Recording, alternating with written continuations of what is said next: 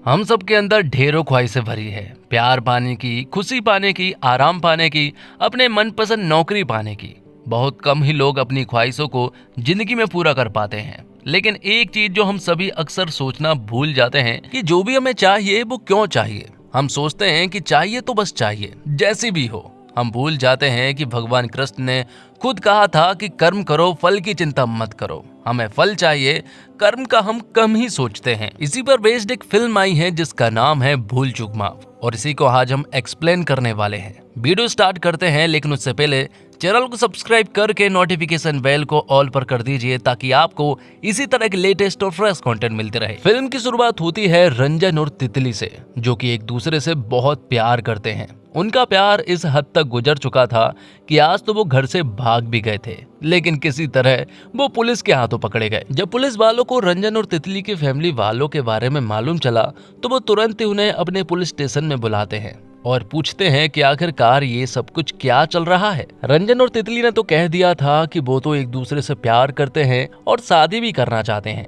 लेकिन तितली की फैमिली वालों का कहना यह है कि रंजन एक बेरोजगार है और वो कुछ करता धरता भी नहीं है। तो ऐसे बेरोजगार नल्ले लड़की के साथ हमारी लड़की कैसे रहेगी। तब तितली के पिता यहाँ पर रंजन से कहते हैं कि अगर वो 2 महीने के अंदर सरकारी नौकरी ढूंढ लाता है तो वो उसकी शादी तितली से कर देंगे, लेकिन अगर वो ढूंढ नहीं पाया तो मेरे घर के 500 मीटर के आसपास भी दिख मत जाना। तो इसके लिए रंजन मान जाता है, लेकिन रंजन ने यहाँ पर 2 महीने नहीं बल्कि 2 साल मांगे थे। लेकिन अब उसे 2 महीने के अंदर ही सरकारी नौकरी ढूंढनी थी। तो अब नौकरी मिले या ना मिले, लेकिन रंजन तो बहुत खुश था। कम से कम तितली के फैमिली वाले शादी के लिए तो माने। तो रंजन की एक बहन है जिसका नाम कैरी है, और कैरी को एक पसंद करने वाला लड़का है जिसका नाम सुशील है। और सुशील यहाँ पर रंजन को एक ऐसे आदमी से मिलवाने वाला है जो कि उसकी सरकारी नौकरी लगवा सकता है। उस आदमी का नाम है भगवान दास। भगवान दास ने आज तक बहुत सारे लोगों की सरकारी नौकरी लगवा चुका है, लेकिन यहाँ पर भगवान दास की भी कुछ शर्तें हैं। उसे ज्वाइनिंग होने से पहले 2 लाख रुपए एडवांस चाहिए और 6 लाख रुपए नौकरी लग जाने के बाद। ये सुनने के बाद तो रंजन पूरी तरह से हैरान था कि आखिरकार वो तो पूरी तरह से बेरोजगार है।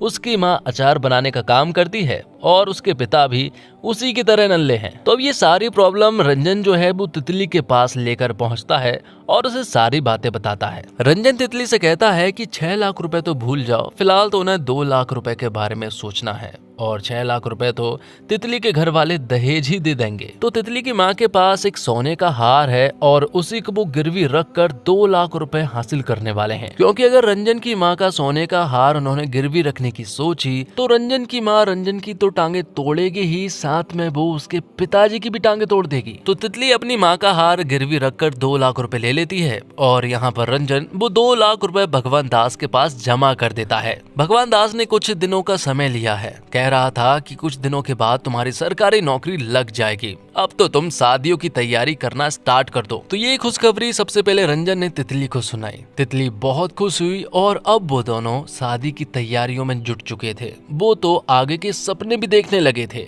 लेकिन उनकी जिंदगी में एक भूचाल आने वाला है जो ना तो रंजन ने सोचा था और ना ही तितली ने। क्योंकि जब अगली सुबह हुई तो यहाँ पर रंजन को मालूम चला कि भगवान दास ने रंजन के 2 लाख रुपए लेकर भाग गया है। ये सुनकर तो रंजन के हाथ पैर फूल जाते हैं। उसे समझ नहीं आ रहा था कि आखिरकार अब करना क्या है। रंजन के मामा और उसका दोस्त भगवान दास को खोजने की काफी कोशिश करते हैं, लेकिन वो तो नहीं मिलते हैं। अब रंजन ये सारी बातें तितली को बता देती है और तितली तो पूरी तरह से बौखला जाती है, क्योंकि उनके हाथ से सोने का हार भी गया, नौकरी भी गई, और अब वो अपने घर वालों को क्या जवाब देगी। पर इन सब के बारे में रंजन ने तो कुछ भी नहीं सोचा है, उसे तो कुछ भी समझ ही नहीं आ रहा है। तो अब रंजन जो है वो पंडित जी के पास जाता है, क्योंकि उसने हाल ही में सुना है कि अगर कोई मन्नत लो तो मनोकामना पूरी हो जाती है।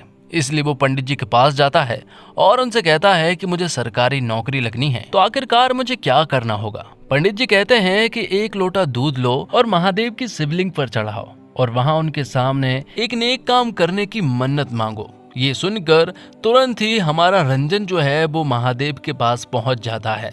वो दूध चढ़ाता है और उनके सामने एक नेक काम करने का सोचता है, लेकिन वो नेक काम क्या है वो महादेव के सामने बता ही नहीं पाता है। इसलिए वो वहाँ सिर्फ दूध चढ़ाकर वापस आ जाता है। और फिर जब अगले दिन रंजन की नींद खुलती है तो उसके सामने गुड न्यूज आ चुकी थी। उसके पास न्यूज आई है कि भगवान दास, जो कि उसके 2 लाख रुपए लेकर भाग गया था, वो वापस आ चुका है और अब उसकी नौकरी भी लग चुकी है। दरअसल में भगवान दास पैसे लेकर भागा नहीं था, वो रंजन के ही कामों से बाहर गया था और उसकी सरकारी नौकरी में जुगाड़ कर रहा था। ये सुनने के बाद तो रंजन बहुत ज्यादा खुश हुआ और अब उसके अंदर तो शादियों की सहनाई बजने लगी थी। इसलिए सबसे पहले वो ये बात तितली को बता देता है और तितली अपने घर वालों को बता देती है, जिस वजह से उनकी शादी की तारीख तय हो चुकी थी। 30 तारीख को उनकी शादी थी और आज मतलब कि 29 तारीख को हल्दी स्टार्ट हो जाती है, जहाँ पर कि रंजन की फैमिली वाले और तितली की फैमिली वाले बहुत एंजॉय करते हैं इस हल्दी को, क्योंकि जो सपना रंजन और तितली ने देखा था अब वो पूरा होने को था, जिस वजह से रंजन अपने हल्दी वाले दिन को खूब एंजॉय करता है। अब हल्दी वाले दिन ही रात को रंजन की मुलाकात तितली से भी हुई थी और वो तितली से कह रहा था कि बिल्कुल ऐसे ही रहना, बदलने की कोई भी जरूरत नहीं है,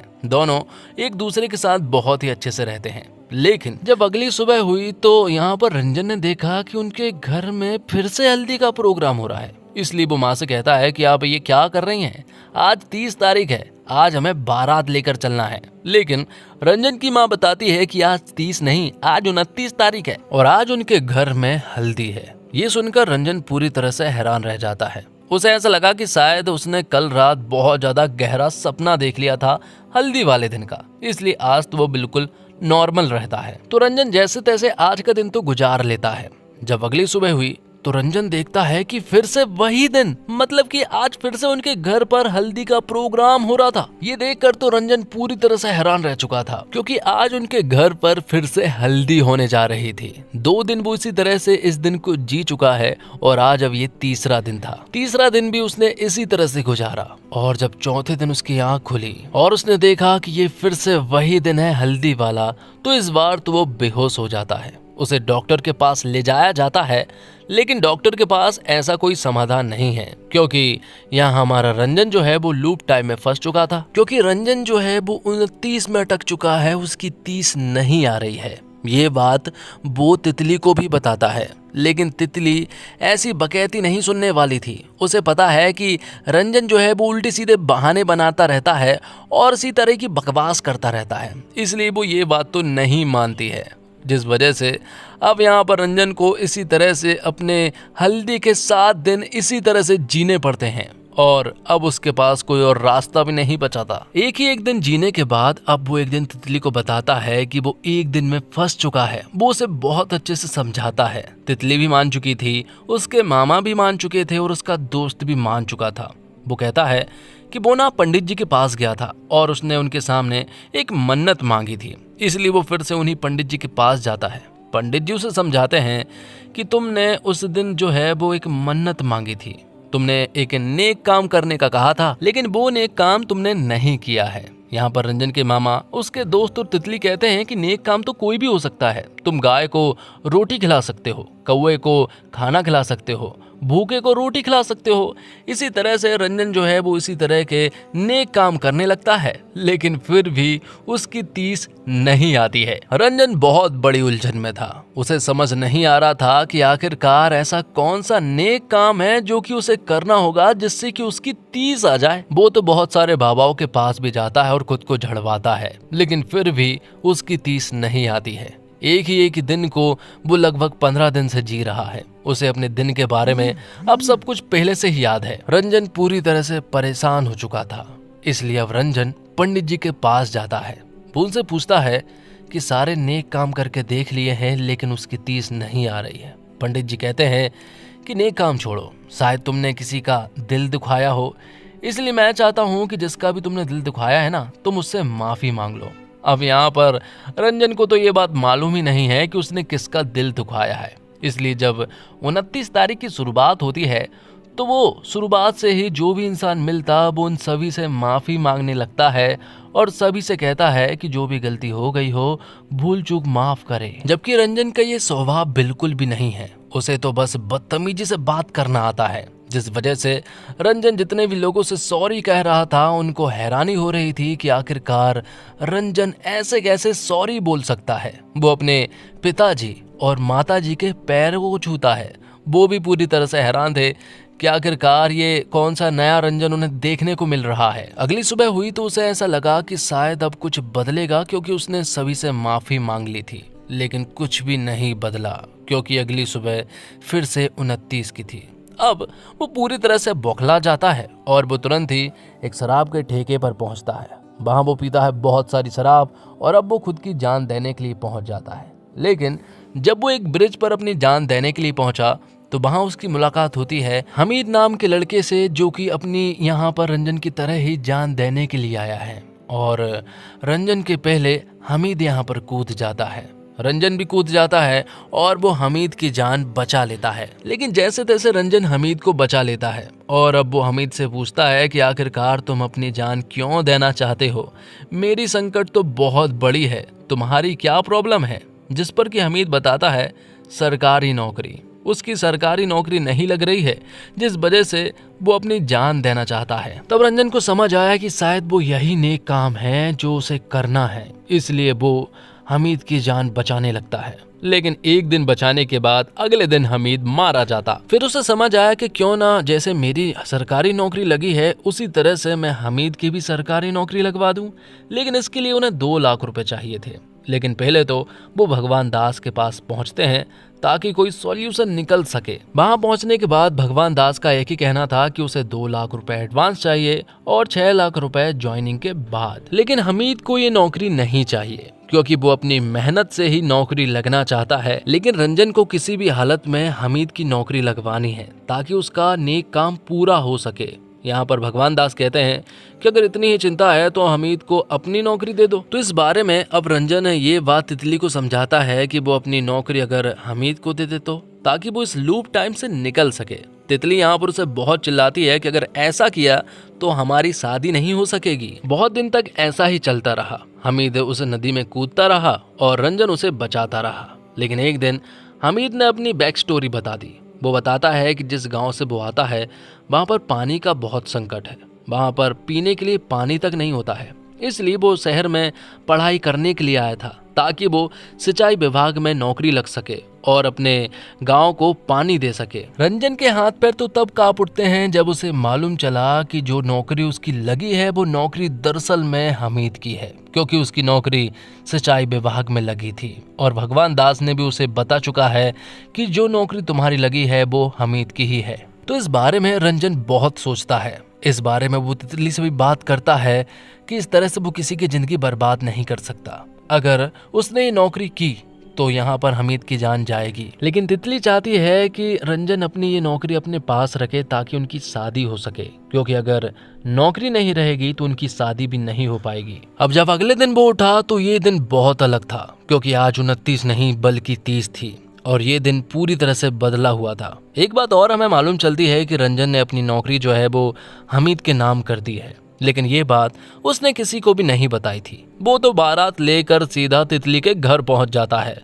वहां जाकर वो बहुत ही उल्टा सीधा डांस करता है और सभी के सामने अपनी नौकरी के बारे में बता देता है कि वो अपनी नौकरी छोड़ चुका है, क्योंकि उसका असली हकदार हमीद था। ये सुनने के बाद तितली के घर वाले और रंजन के घर वाले यहाँ रंजन को कोसने लगते हैं और बहुत ही ज्यादा उल्टा सीधा बोलने लगे थे। लेकिन थोड़ी देर के बाद यहाँ पर भगवान दास की एंट्री होती है। वो कहता है कि मैंने बहुत सारे लोगों की सरकारी नौकरी लगवा चुका हूँ, मुझे उतनी खुशी नहीं हुई थी, लेकिन आज जो खुशी हो रही है वो एक अलग खुशी है, क्योंकि आज मैंने पहली बार देखा है कि कोई अपनी नौकरी किसी और को देना चाहता है जो कि उसका असल हकदार है। शायद आप लोगों की नजरों में रंजन एक बेवकूफ इंसान होगा, लेकिन वो एक बहुत ही अच्छा इंसान है। अगर आप इस तरह की समझदारी नहीं दिखा सकते तो इस तरह की समझदारी करते हुए किसी इंसान को रोको भी मत। भगवान दास की ये सारी बातें सुनने के बाद सभी का दिल भर आता है और अब सभी लोग शादी के लिए मान जाते हैं और उनकी बहुत ही धूमधाम से शादी होने लगती है, क्योंकि आखिर में भगवान दास ने एक बात कही थी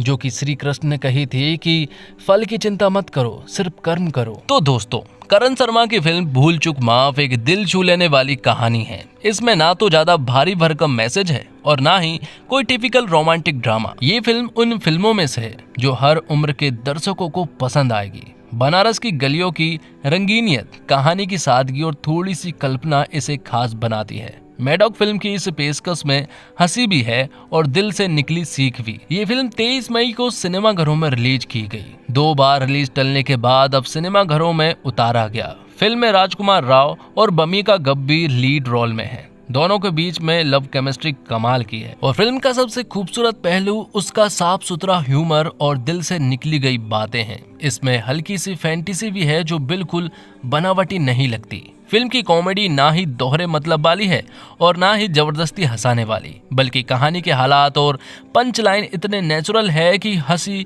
खुद ही निकल जाती है। कहानी को सही दिशा में एग्जीक्यूट किया गया है और इसका श्रेय निर्देशक को जाता है। फिल्म में गाने भी सही और सटीक जगह आते हैं। सबसे खास बात यह है कि फिल्म उबाऊ नहीं लगती। 121 मिनट की फिल्म का एग्जीक्यूशन जरा सी भी खींचा हुआ नहीं लगता। फिल्म की कहानी में हर किरदार को सोच समझकर कास्ट किया गया है। कई दिग्गज एक्टर इस फिल्म में जान फूंक रहे हैं और कहानी को भी और भी अधिक प्रभावशाली बना रहे हैं। एडिटिंग और सिनेमेटोग्राफी भी शानदार है। फिल्म की जान उसका लेखन और म्यूजिक है। करण शर्मा की स्क्रिप्ट में ह्यूमर, सामाजिक सच्चाई और पारिवारिक रिश्तों को इतने संतुलन के साथ पिरोया गया है कि सब कुछ असली लगता है। डायलॉग में मजा आता है और अपनापन भी है। सरकारी नौकरी का दबाव जैसे मुद्दों पर फिल्में बड़ी सरलता से उठती हैं और हर किरदार को उसकी जगह दी गई है। और राजकुमार राव ने एक बार फिर साबित किया है कि कॉमेडी और इमोशन दोनों में उनका कोई मुकाबला नहीं। रंजन के किरदार में उनका अंदाज बेहतर असरदार है, खासकर उनकी भावनात्मक टाइमिंग। एक्टर पहले की कई बार कॉमिक रोल में नजर आए हैं, लेकिन इसके बावजूद भी इस बार कहानी में नयापन है। वही बमीका गब्बी तितली की रोल में एकदम फ्रेश और नेचुरल लगी है। ये उनका पहला कॉमिक रोल है, लेकिन फिर भी वो कहीं भी डरी हुई नहीं लगती। दोनों की केमिस्ट्री शानदार है और इन्हें स्क्रीन पर देखना आपकी आंखों को सुकून देगा। भगवान भाई बने संजय मिश्रा की मौजूदगी कहानी को एक खास अंदाज देती है। मजेदार भी है और सोचने वाले भी। और इसी के साथ ये फिल्म यहीं पर समाप्त होती है। तो दोस्तों, उम्मीद करता हूँ आपको वीडियो पसंद आई होगी। वीडियो पसंद आई हो तो वीडियो को लाइक करके चैनल को सब्सक्राइब जरूर कीजिएगा, ताकि आपको इसी तरह के लेटेस्ट और फ्रेश कंटेंट मिलते रहे। मिलते एक और कमाल की वीडियो के साथ। तब तक के लिए आप हमारे चैनल के साथ बने रहिए। धन्यवाद। जय हिंद, जय भारत, जय श्री राम।